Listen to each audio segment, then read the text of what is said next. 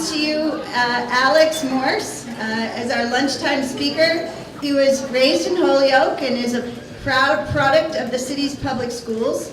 He's an alumnus of Brown University with a degree in urban studies, becoming the first in his family to graduate from college. And on January 3rd of 2012, he was sworn in as the youngest mayor in the history of the city at age 22, and he has now been reelected to his 4th term. So congratulations on that, because you obviously, the people of Holyoke must really see what you're able to do for them. So please join me up here as our lunchtime speaker, and please, round of applause please for Alex.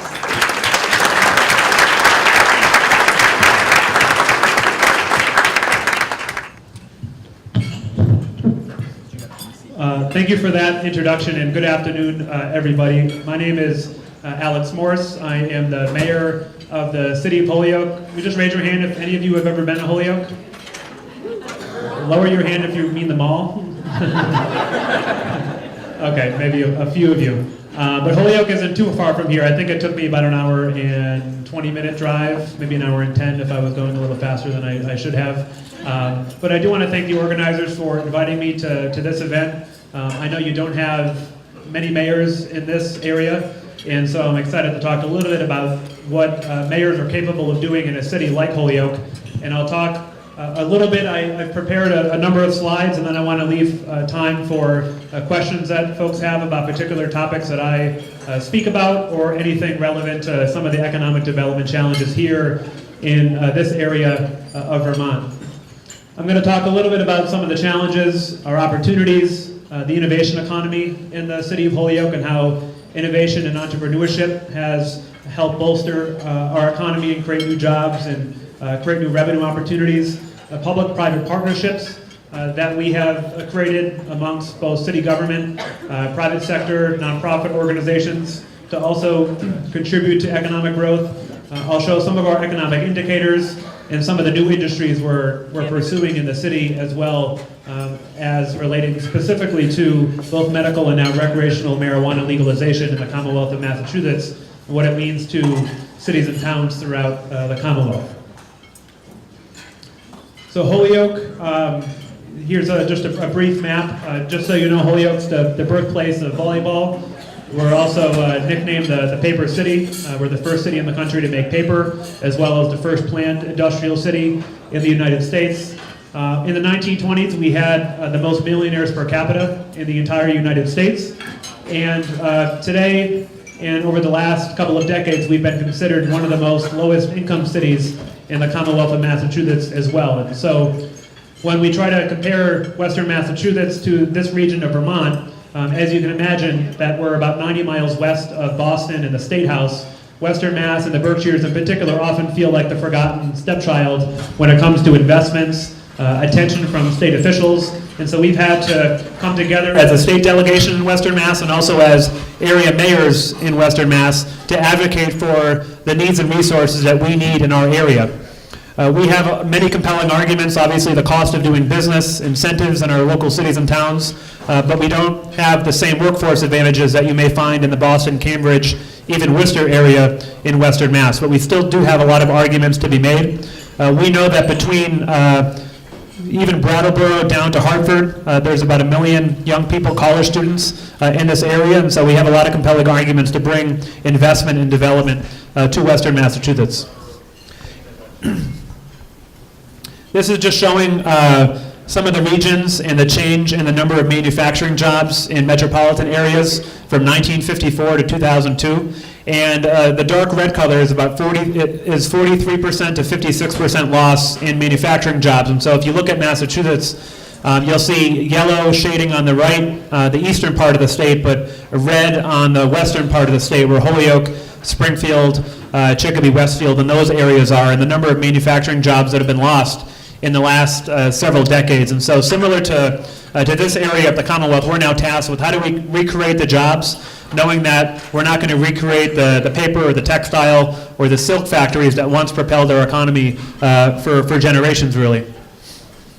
I wanted to talk briefly about a coal plant closure in Holyoke that officially closed in 2014, only because in my preparation for this this discussion this afternoon, I know that the plant closure in this neck of the woods has been a huge challenge for folks to replace those jobs, bring back revenue streams for cities and towns. I also know it wasn't just the jobs at the coal plant, but the jobs related to it, hospitality, dining, restaurants, tourism, that really took a hit from the closure here. And I wanted to talk briefly about the coal plant in Holyoke, the Mountain coal plant. It started to close in 2012 where they reduced operations. And we worked with the Clean Energy Center. We did a re-envisioning of the coal plant even before they announced their closure. We were the last coal plant standing in Massachusetts, and it was only a matter of time before the economics of it dictated that closure was inevitable. And so it closed officially in 2014. And NG owns the property, and they have 12 acres of developable land outside the floodplain today, and the other acreage ready for development have now been converted to a solar farm in the city. But as you can imagine, a solar farm, the only revenue generated of that is a pilot, a payment in lieu of taxes, and there's no job replacement of the dozens of jobs that were lost at the coal plant. Just to give you an impact of the economic impact on the city, so in 2009, when the coal plant was very active in the city, we were getting about $1.7 million annually in tax revenue from the coal plant. And to contrast that with today, we're getting $146,000. So that's just in the context of one city, one municipality, over a 5-year period, going from 1.7 to $100,000 in revenue, and what that meant for our municipal budget and how to replace that revenue moving forward. You probably can't see this from here, from where you are, but this is another graph just showing this is the assessed value of all of the properties in the city of Holyoke, the taxes we can collect. And on the left is just 2012, and you'll see it approaches about $2.1 billion. And you'll see it dip down around the time of the plant closure to about $2 billion. And now it's finally, on the right is 2018, we're finally seeing our assessed values in the city returning to the point before the coal plant closed. And I'll talk a little bit about some of the strategies we've used to bring the assessed value back up to overcome that obstacle. Speaking of the paper city and our history of producing paper and being an industrial environment, this was our largest paper mill in the city. And back in 2009, it burned to the ground. And so it's a 5-acre site in the community. It's been empty since 2009. And this has become one of our success stories in the city. We were able to secure a $2 million grant from EPA for brownfields cleanup. We also work with our Holyoke Gas and Electric. The city has a municipal dam, municipal gas and electric company. That is a huge asset to us as we seek to support economic development projects. And we were also successful in securing $2 million from Mass Development. Mass Development is a quasi-state agency in Massachusetts that helps with site readiness, and they give cities and towns up to $2 million per site if the prospective project will create jobs and contribute to the community overall. And so this is just a site of the burned down paper factory. It was down on Sargent Street in the city. And we also did a 10-year tax incentive, 0% taxes for 10 years. It was the most aggressive tax exemption we've ever done in the community, but it was one of the only ways to make this project possible. We sold the cleaned up land to Aegis Energy, a corporation, and they're building an expansion, adding 35 jobs at this site. And so this has been, over the last few years, a big success for us, again, turning from the paper economy into a more modern way to develop the city.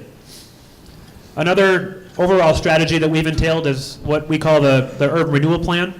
And the plan is called Connect, Construct, and Create. And it's a parcelized plan of the downtown 4 neighborhoods. And so we have the downtown, the flat section, South Holyoke, and Churchill. Those are our 4 main downtown neighborhoods in the community. And this took years of public hearings, community meetings.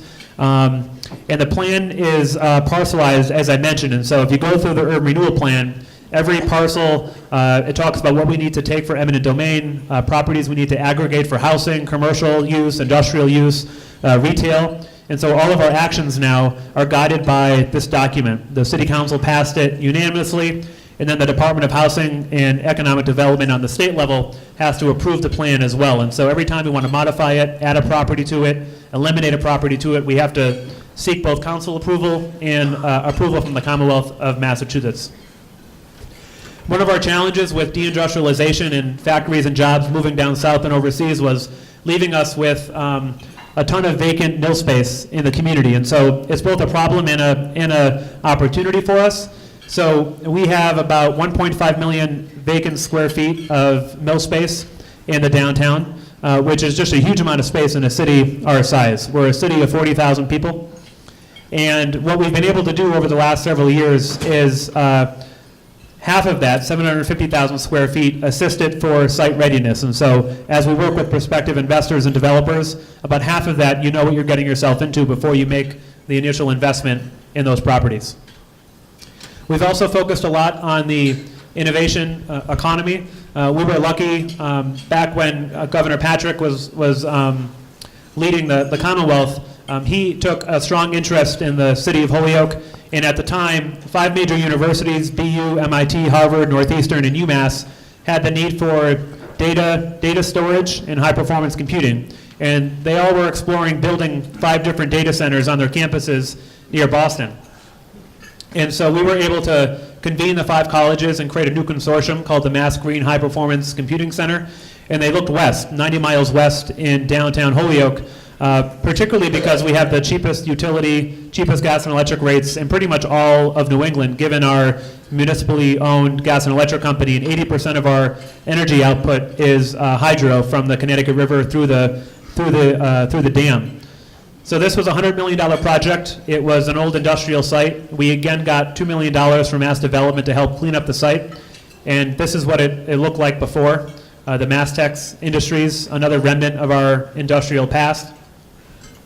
And so the Innovation District, when Governor Patrick came to cut the ribbon in fall of 2012, my first year as mayor, he made it very clear that the state put in $35 million into this project, and they wanted it to be more than just a building that's storing computers, that it was really up to the local government and the regional stakeholders as to how we leverage this investment into spin-off development in the community. And so over the last 7 years, we still meet on a monthly basis. We have the Innovation District, what we call the kitchen cabinet, and so it's the grass tops players, Holyoke Community College, our Economic Development Council of Western Mass, me, my staff, the Chamber of Commerce, and we have 10 key strategies as to how to leverage this investment. And so that's everything from bolstering the creative economy, site readiness, entrepreneurship, and so on. And so this is just a few images of our, what we now call the Art and Innovation District in the city, which have also been coupled with a few key public investments in that same area. And the Canal Walk in particular has been a great impetus for us to attract development to the downtown. So the top left picture is Race Street, and that's where phase 2 of the Canal Walk is. Phase 1 is in the top right. And so you can sort of get a sense of, we have 3 levels of canals that are just beautiful. And so in the bottom picture also is our phase 2, and that's the footbridge over the second level canal in the downtown. And so as the city made some of these public investments, other folks have now felt more comfortable investing in those neighborhoods as well. The computing center that I mentioned has also helped build community and educate young people. They've opened up the doors to organizations like Girls Inc. They've started a Holyoke Codes organization that does coding and robotics with students from the Holyoke Public Schools. And the poster on the right is Holyoke Innovates. We just celebrated the 5-year anniversary of the Holyoke Innovation District and celebrated the impact it's had over the last 5 years, and that was just in April of this year. Housing has also been a big pillar of our development strategy. We had the oldest public housing complex in the country, built in 1938 in downtown Holyoke in the Innovation District as well. It was 167 units, about 450 individuals. When I took office in January 2012, there was a pending demolition application before HUD in the federal government, and there was a lot of outcry from residents that there wasn't a relocation plan for the families that live there. And so the prospect of raising the property and then putting it out to the highest bidder was something that a lot of us in the city were uncomfortable with. And so when I took office, we pulled the demo application, and we embarked on a engagement process with the residents there. We partnered with the community builders, the housing authority, and of course the city. And now we're embarking on phase 2 of this project, which together, phase 1 and phase 2 are costing about $60 million. And out of that, the city is investing $1 million of home funds. And so it's pretty remarkable. Out of this project, the city is not investing any taxpayer funds, but just $1 million of our home funds, which come through our annual allocation of both community development block grant funds and home funds to the cities. So far, 32 families have returned to their units, and now we're working to connect it to the broader neighborhood in the city. The Cubit Building is also right across from the Green High Performance Computing Center. This was the old Cubit Wire Company called the Cube. You can see it's pretty much a square building right on the Canal Walk. And so the top 2 floors are 18 market rate loft apartments. And one of the ways we made that possible is we have what's now called the HDIP, the Housing Development Incentive Program. And so there's a lot of tax incentives for low-income subsidized housing in the Commonwealth of Massachusetts and both federally, but there's hardly any tax incentives for developers that want to do mixed use or market rate housing. And in downtown Holyoke, one of our goals is to really diversify the income base in the downtown to support a small business community. And so we literally just opened up this building about 3 months ago, and I'll talk a little bit about what's on the first 2 floors. So as I said, the top 2 floors are 18 loft apartments, and the first 2 floors are our community college's Culinary hospitality program. And so we're home to a great community college, but it's up in the northern end of the city, on the outskirts of the city. And so Holyoke Community College has been making an intentional effort to come more downtown to where the students and the demographics they serve. And so they expanded the program. It's a $7.5 million training facility. And we also partnered with MGM, which plans to open up a casino this fall in Springfield. And so this has also become their official training ground for all of the folks that will be doing hospitality and culinary services at the casino when it opens in the fall. As part of the agreement, we also were able to ensure that 50 Holyoke residents a year will get free training at this facility. We also got a grant from the EDA. I think there's a representative from your region from the EDA here today. And EDA funds were put into this project as well because it did bolster and support economic development in the city. Another way in which we've bolstered the local economy is through small business, both retention and creation. About 4 years ago, the Boston Federal Reserve made a decision that they wanted to be more involved in helping what they call working cities. And so they announced what's called the Working Cities Challenge.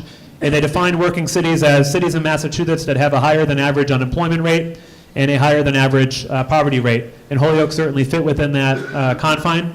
And so we applied with the concept of an entrepreneurship initiative. And it has an ambitious goal of creating 300 new businesses 300 new small businesses over the next 10 years, with the goal that 50% of those businesses would be both female-owned and Latino-owned. If I didn't mention at the beginning, our population's about 49% Latino, mostly of Puerto Rican descent. And so we're very diverse in that sense. And one of our biggest workforce challenges as of late, since last fall, has been the Hurricane Maria in Puerto Rico on September 20th has led to a pretty high migration of Puerto Ricans coming to Western Massachusetts in particular, given the familial and cultural connections that exist in both Springfield and Holyoke. We have 230 new students in the public schools from Puerto Rico, and we've also seen over 1,500 families walk through our Welcome Center in the downtown. And just yesterday, I was with our Secretary of Workforce Development for the Commonwealth announcing a $2.5 million workforce development grant to specifically train those that have relocated from Puerto Rico to find other workforce development opportunities in Western Massachusetts. And the Spark program in particular helps people with ideas or a dream to start a small business to go through a Kickstarter curriculum, a Kickstarter class, helping them launch their program, having access to incubation spaces. Since the program started, we have 90 graduates, 41 new businesses created, and about 100 jobs overall have been created through this initiative. The state has a lot of grant pools and programs, and so the administration in Holyoke, we're very aggressive about pursuing every possible avenue for assistance from different state agencies. And the Spark program has recently got a collaborative workspace grant to open up an incubation space on our main street in front of, in the area of City Hall, and that'll be opening up later this spring or early this summer. I think relevant to this area as well is assessing the tourism opportunities and challenges we have in Western Massachusetts. We were able to secure, we were one of the only non-abutting communities to the city of Springfield that was able to get a surrounding community agreement, that is a mitigation agreement for the negative impacts of a casino coming to a region, and we're using that funds to map out a tourism assessment plan, specifically for Holyoke, but also for the region and other abutting communities. I just want to talk a little bit about some of the indicators. The shade of blue on the right is years 2012 to 2017, and this is City of Holyoke building permits and then the value of building permits. So it shows new construction, and on the bottom left it's 2002. So you'll see between 2002 and 2011 or so, the number of building permits being pulled in the city was pretty level, and then over the last 6-7 years or so, there's been a pretty significant a hike in the number of new construction permits being pulled in the city, which I think is a good indicator as we look at the economy turning around and more people now being willing to invest in the city. This is an unemployment rate image from 2002 to 2017. Again, the purple shaded section is about the time I took office in early 2012. You'll see when I took office, the unemployment rate was about 12%, and today it's about 5.6%. So a pretty significant decline, but we also recognize that it's, it's still higher than the state average, higher than the national average, and we also know that doesn't account for those that are working part-time but want to work full-time and in other aspects, but we are happy to see that moving in a positive direction. This is just showing some of the new housing projects we have in the pipeline. I talked briefly about Lyman Terrace, the public housing facility that we're in the process of renovating. And this just shows that we have 500 new units of housing in the pipeline, both renovated and new construction for the downtown over the next 2 years. And that's a combination of public housing, low-income housing, and market rate housing in the city. I want to talk briefly about, I mentioned that I want to talk about new industries in the Commonwealth. So back in fall of 2016, Massachusetts legalized recreational marijuana. Medical marijuana has already been legalized in Massachusetts a few years before that, even though the rollout was pretty sloppy, and it took a long time for that to happen. But with recreational marijuana, as of this July 1st, it'll be full-fledged retail marijuana dispensaries and cultivation facilities. And Holyoke now has positioned itself as an ideal location for cultivation in particular. And so when we think about the fact that we have 1.5 million square feet of vacant mill space in the city, we have high 14 to 16 foot ceilings, we have abundant water and the cheapest electricity, gas and electric rates in Massachusetts. It's really an epitome of the city going green, if you want to put it that way. Or the rolling paper city instead of the paper city, I don't know. But as you can imagine, after it legalized, a lot of cities and towns, smaller towns in particular with select boards and whatnot, they put up the pitchforks and want nothing to do with marijuana. And so a lot of communities since have put initiatives on the ballot to ban pot shops altogether. But the cultivation facilities in particular, they're very, you almost wouldn't know that they're there if they're in a manufacturing facility. You need a pretty tight public safety plan, and we just opened up our first cultivation facility on Appleton Street with the company GTI, one of the largest marijuana companies in the country, based in Illinois, and that has now created 40 jobs in the first year. In the first year, they'll have 100 jobs by next year, and they're in 50,000 square feet of vacant former industrial space. And so this is a company that invested $9 million in the city. They're creating jobs, generating tax revenue, and on top of that, are required to sign a host community agreement promising that 3 or 4% of their gross annual revenues will go to the city on top of the tax revenue they're already paying to the city. And so I've positioned Holyoke as open for business when it comes to this industry. I was the first and only mayor in the Commonwealth to endorse Question 4 that legalized recreational marijuana, both as an economic generator for cities like Holyoke, but also a criminal justice argument around righting the wrongs of prohibition over the last several decades, and in Holyoke in particular, with 50% population being Latino, how do we make sure that folks who've been harmed by prohibition now have access to this industry in particular? And that's been a really great conversation that we've had over the last couple of years.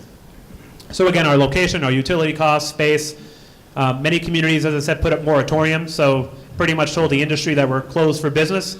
And so when they saw that Holyoke and our partners were open for this, we've had business after business from really all over the country come to Holyoke looking at space, to the point where we think we might run out of available opportunities for space for this industry. This shows the communities in blue are those communities that voted in favor of recreational marijuana. You'll see Holyoke voted 57% to 43% in favor, and those shaded in red are, they voted against legalization. This shows cities and towns and what they've done around local restrictions. So if the cities and towns shaded in red have outright banned marijuana sales, cultivation, dispensing in their city, those in orange have a moratorium, which means that they're temporarily closed for business until they figure out their zoning regulations and how they want to deal with the industry. And then blue means that those communities have already done their due diligence, put the zoning out, and so when companies are coming, we can say we already have a pretty detailed process in terms of zoning and our special permit process with the city council. And so they have some assurance that there's a process that won't deviate once they start investing time or money in our community. And you'll see Holyoke is one of the very few communities in the western part of the state that has already enacted zoning regulations to this effect. And so our zoning regulations, right now, the industry can be located in our IG, our industry general area of the city. That's the gray area shaded. This is all downtown Holyoke, pretty much. The administration has supported being more liberal and progressive with this, and so we wanted to include more areas in the IG. We think that the industry should have more opportunities to go elsewhere in the community, although the Innovation District more or less is in the IG zone. But as part of a compromise with the city council, we do have a special permit process, so anyone that wants a permit to dispense or cultivate needs to get an affirmative approval from the council anyway. And so we think because of that protection we have, we should be able to open up the zoning within the city. Not so much residential, but other commercial areas, retail areas of the city for dispensing in particular. Cultivation obviously makes sense in a more industrial part of the city.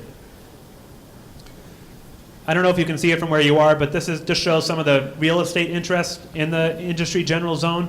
And so anything with a gold sort of lines around it mean that there's been interest from the cannabis industry. Either they have an option on the building, or they've already bought the building, or in the works of applying for a special permit for that use. I told you that one company in particular just opened. This is an image of the building that they renovated. They put $9 million into it, and that's now open for business. And now they're filing a special permit to open up a dispensary along phase 2 of the Canal Walk on Race Street, and hopefully that happens sometime this year. GTI in particular, the company that recently opened in Holyoke, they've been great community partners. They've done many community meetings in the city, and one of the things they most recently did in partnership with our Chamber of Commerce is host a business breakfast around CORI reform and the industry. A lot of employers, as you can imagine, are sort of confused as to what the rules and regulations are. Can they can they still do drug tests? Can they make sure that their employees aren't using marijuana? And so we had an educational breakfast that was sponsored by this company in particular about this topic, and then it was followed by a job fair with companies from the cannabis industry, but also companies in general. And then GTI also sponsored CORI and record sealing throughout the day. And so we had folks, hundreds of folks literally, as you can see in the pictures, come through the job fair and CORI sealing event that day, again, because of our strong interest in making sure that the industry is inclusive to folks of all backgrounds in the community. So those were some of my slides that I prepared, and I am interested to see if any folks have any questions about some of the things I talked about. Obviously, I couldn't fit every single effort or initiative that we've embarked upon over the last 6 or 7 years. But as you can see, Holyoke has had many challenges for many years, And when folks ask me why I decided to come back to Holyoke after I graduated from Brown and run for mayor, is because I felt like there was this quiet acceptance of the way things were in the community. And we've had the same people around the table for decades with the same indicators or worse. And so we had a 50% graduation rate in the high schools. We had increasing crime. We had companies leaving the downtown, and an overall negative image of the city. And so as we moved from the economy of the paper and whatnot and came to where we are today, a lot of those companies closed at the very time that new people arrived to the community, Puerto Rican community in particular. And so there's a lot of false narratives about why Holyoke is in the position we're in. And Holyoke isn't unique, obviously. A lot of northeastern, midwestern cities underwent the same economic challenges with globalization that we did. But I think it's incumbent upon mayors and policymakers on the local level to figure out what we can do in our own respective cities and towns to combat those economic wins and undertake a number of initiatives to bring investment back to our city. And so we've tried very hard to make Holyoke a unique place where people want to invest, where people want to live, where people want to enjoy time with their friends and family. So again, I appreciate the invitation to be here. I hope I touched on some topics that are of interest of some of you in this room, and I'm happy to take any questions that folks have about anything I talked about or anything else on your mind. Thank you.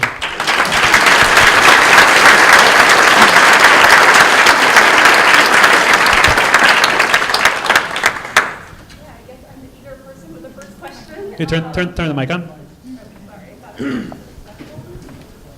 You're too eager. I'm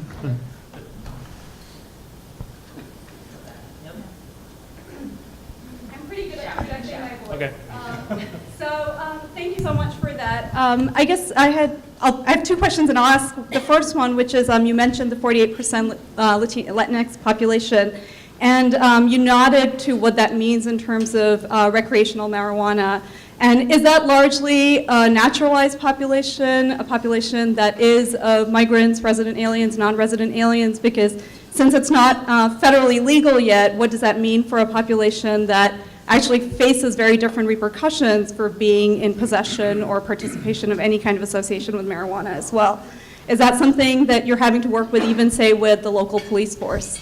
So I just want to make it clear. So Puerto Ricans are United States citizens? I understand that. That's why I asked what your majority of the population was. Yeah, so up to about 48% Latino population, vast majority are Puerto Ricans. We do have some pockets of Colombians and Dominicans or whatnot, but there hasn't been much conversation. Marijuana possession was decriminalized before the legalization of recreational use, and so we've kind of separated the topics. In Holyoke, I mean, we have a lot of public safety challenges, and so marijuana in particular is not something that we spend a lot of time on. We focus a lot on, we want to get guys with guns off the street or high-level dealers. Heroin, as you can imagine, is one of our biggest struggles. Heroin in Springfield and Holyoke is cheap, and so we find folks even from this area coming down to Holyoke to buy drugs, unfortunately. But the marijuana topic I think has quickly evolved just over the last several years. We're now entering a conversation about on-site consumption, which the question also legalized, and so the prospect of cannabis cafes, yoga, all of these different things with cannabis on site. The question doesn't legalize public use, and so you can't walk down the street and smoke or ingest or whatnot. But our conversations with the police have been productive. As part of their permitting process, every company needs to have a comprehensive public safety plan approved by the chief of police. And so that's everything from security, depending on what neighborhoods they're in, employees, safety, entering and exiting the buildings. And so, we found that there's broad support in the community in particular, but at the beginning there was some, resentment, I would say, from folks that have either served time for marijuana possession or distribution that are now watching folks with money trying to make more money off the industry when they spend time in jail for doing the same thing. And so I think the more we can be intentional about making the industry more inclusive for folks that have been harmed by prohibition, the better we will be positioned to get more community support for it. It's all right. You sure? Okay. All right. We're going to keep going till 1:10. And then we'll get back on schedule. Who else has a question?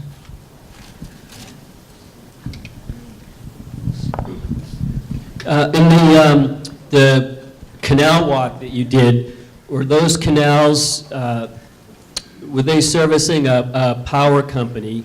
And did you need to, did they look, you talked about how nice they looked. Did they look that way beforehand? Did you have to renovate them? And how did you get permission to have walkways from the power company, walkways over the canal and the walkways alongside them?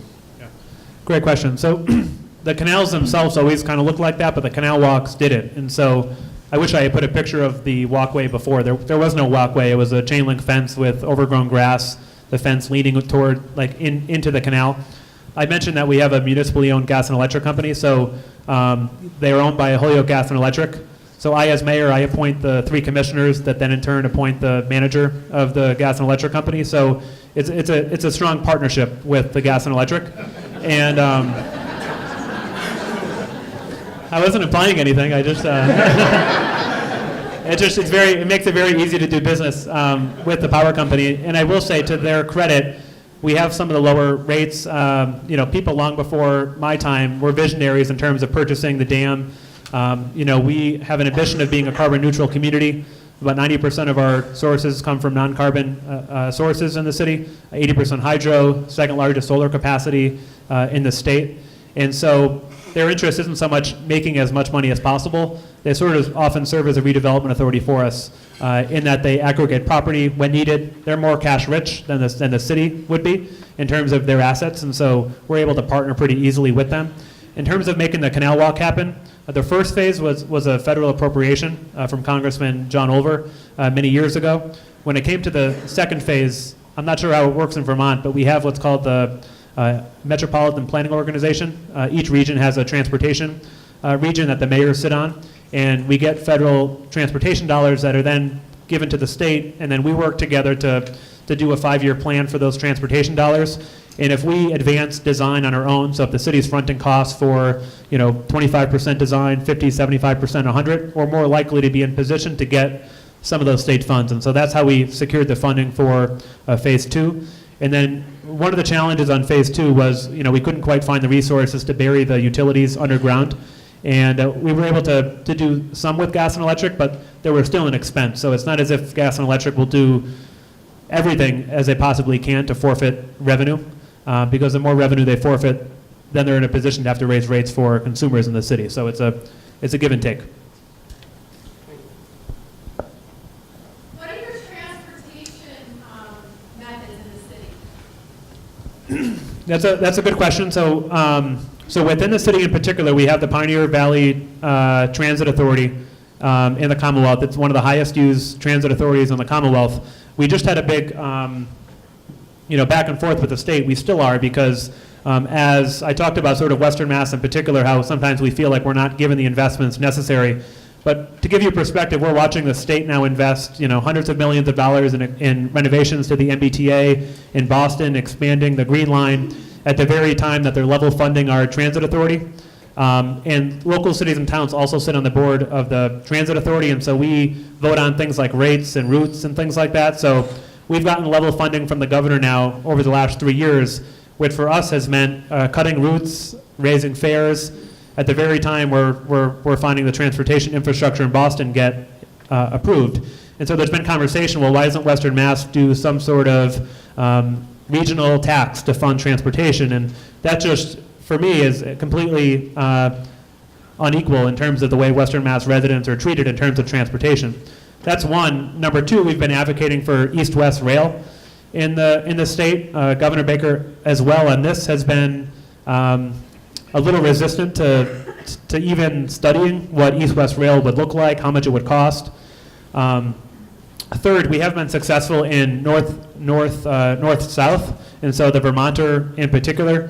When I took office, obviously it wasn't going yet. We didn't even have a stop in Holyoke anymore. We had the H.H. Richardson train station that hadn't seen passenger rail service since the 1950s, and we were able to secure state funding to build a platform. The challenge now is there's only one or two trips a day, one outbound, one inbound. And so we've been advocating for more service, and then in turn we would expect more ridership for that to be able to turn it into commuter rail from passenger rail that it is currently. Within the city, we also have basic things. We have car sharing programs. This fall we have, this summer actually, we're launching a bike share initiative between Amherst, Northampton, Holyoke, Springfield, and South Hadley within the city. And we've obviously made a lot of efforts in transit-oriented development, making sure the city's walkable and bikeable, and encouraging people to get out of their vehicles, rely on public transportation, and can get from one neighborhood to the other without relying on a vehicle. Holyoke's context within the knowledge corridor stemming along 91 going down into Connecticut. How are you driving your vision as the chief elected official for Holyoke with that group of what I would presume are your peers when you all do your meeting and planning? I'd imagine they're probably pretty looking up to you in some of the initiatives that you're driving there, right? Yeah. I hope so. It's interesting because Holyoke, I talked a little bit about our narrative of what people used to think about Holyoke, or I don't know if any of you have preconceived notions about what Holyoke was or is today. I mean, it's a great city, and it's I think what makes it exciting now is, a lot of folks from Amherst, Northampton, and more suburban, wealthier communities are now buying property and moving into the city. We oftentimes have better city services, the cost of buying a home, first-time homebuyer incentive programs. A lot of people are moving into Holyoke, and it's also not a finished product, and so people feel like they can be part of something bigger than themselves. So I think we're also, for a long time, we were overshadowed by Springfield. So Springfield's the largest city, or the third largest city in Massachusetts, and the largest city in our metropolitan area in Western Mass. And so the casino question was interesting for us because back when I got elected in fall of 2011, the casino legislation hadn't yet been signed by the governor, but it was pretty inevitable. It was moving in that direction. And the mayor at the time that I defeated was all in for casinos for Holyoke. I, on the other hand, was opposed. I thought it was, convenience gambling would suck money out of the local economy, and the market's oversaturated. And so, no family is going to pack up the family and the kids and drive to Holyoke to go to a casino. And so I thought it was negative overall in terms of the local economy. But Springfield and their mayor have gone all in over the last several years, and so we've had to be very aggressive about, framing Holyoke around the arts and entrepreneurship and the innovation economy, and becoming that city where people actually want to live and they want to be. And I think we found there have been some negative implications of the casino opening in the city in terms of small businesses in the city, people not wanting to be in that community. And I think when people look at Holyoke, they see a long-term vision.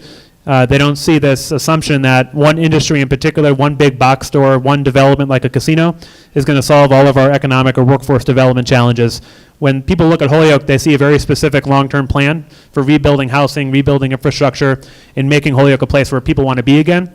And I think that has made us a model, not just in Western Mass, but across the state. And we were actually the first city in the Commonwealth to create what's called an innovation district. And now you'll see them in Boston and Cambridge and Worcester. But it was in Holyoke, the impetus being the Green High Performance Computing Center, that made that possible.